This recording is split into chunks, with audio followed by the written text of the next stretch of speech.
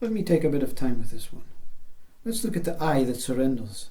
This I, this me, this I that gives up, that puts all trust in life and says, take me, What is this I?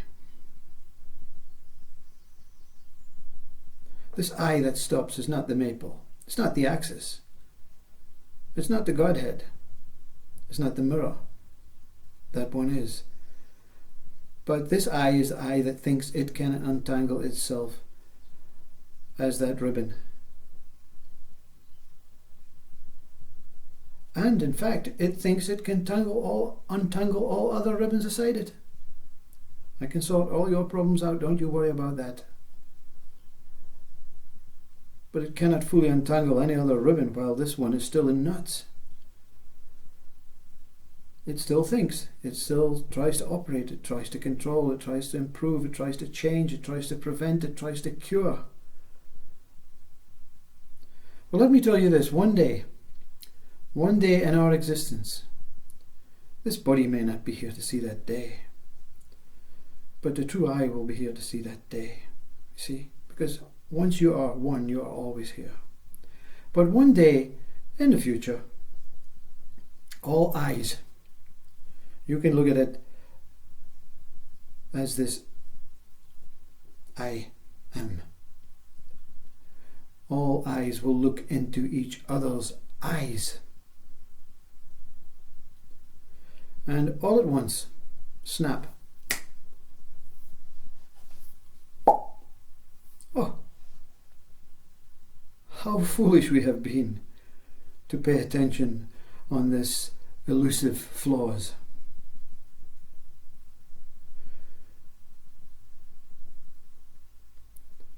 And on this we will all turn inwards, see ourselves as this maple, looking out at our minds, at our consciousness, at our bodies, at all our history, all our stories. And we can in ourselves beg forgiveness. But this forgiveness is not, please forgive me. It is, wow. Thank God we're saved. Thank God it was all worthwhile. So now we'll accept a blissful punishment. And you know what? One day, another day, we can return to this flawless new reborn world that was never ever flawed in the first place. It was just an idea that we had a purpose.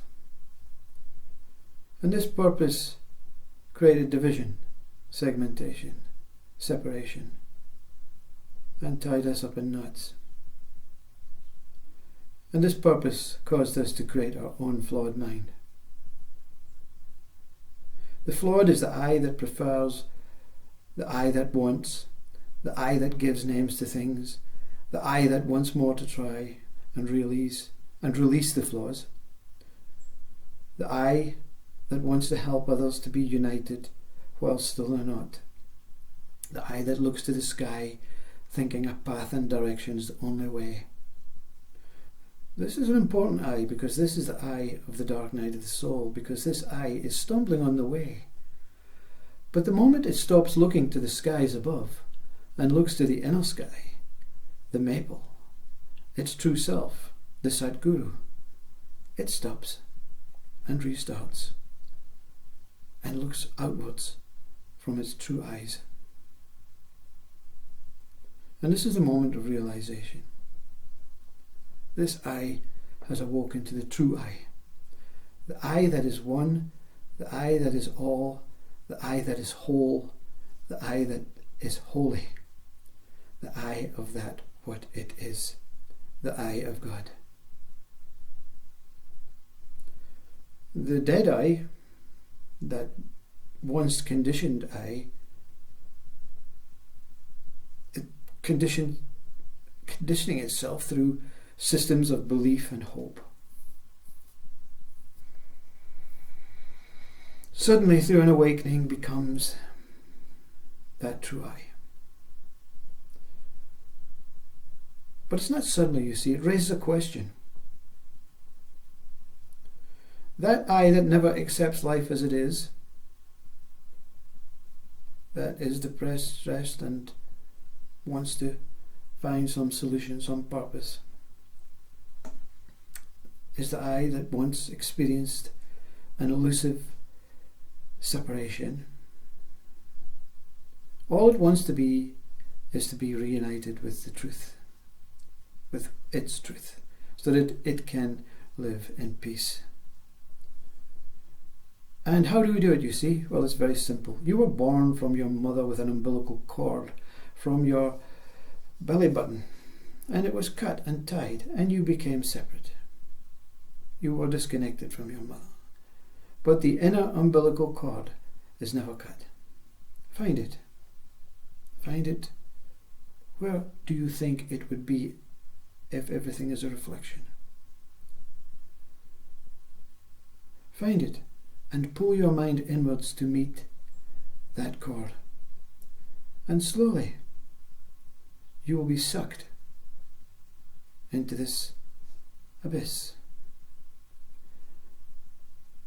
and be confronted by this one.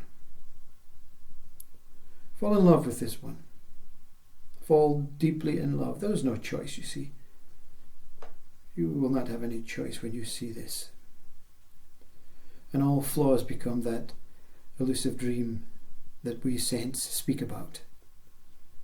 And reality is now born. Because the flawless one accepts this life in every way, in every moment, and in every being. And that's real. I am becomes that what is, and not that what is not. Now one can project outwards, seeing life in its truest light, just like Christ spoke. The light within leads one to the light of all.